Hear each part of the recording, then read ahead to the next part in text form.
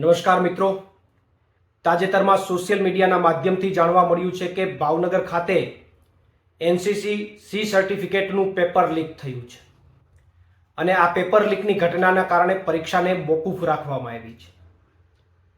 ગુજરાતની આ ભાજપ સરકારમાં વારંવાર જે પેપરો લીક થઈ રહ્યા છે એ ઘટનાને જોતા એવું લાગે છે કે આ ભાજપની સરકારને પેપર લીકનું વ્યસન થઈ ગયું હોય એવું લાગે છે. કારણ કે કોઈ વ્યસની માણસને વ્યસન છોડવા માટે આગેવાનો વડીલો ગમે એટલું કહે પણ એ વ્યસન મૂકી ન શકે. એમાં ભાજપની સરકારને ગુજરાતના યુવાનો, વડીલો, સમાજો ગમે તેટલું કહે, ગમે તેટલી ટકોર કરે પણ એ આ પેપર લીકના વ્યસનને મૂકી ન શકતી હોય એવું લાગી રહ્યું છે. ગુજરાતની સરકાર અને કેન્દ્રમાં ભાજપની સરકાર દ્વારા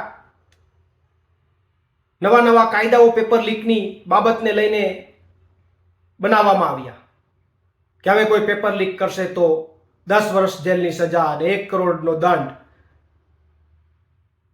પણ આવા કાયદાઓ બનાવવા છતાં પણ જો આ પેપર લીક અટકાવી ન શકતા હોય, પેપર લીકના કૌભાંડો અટકાવી ન શકતા હોય તો મારો ભાજપને સીધો જ સવાલ છે કે એ કાયદાઓનો મતલબ શું?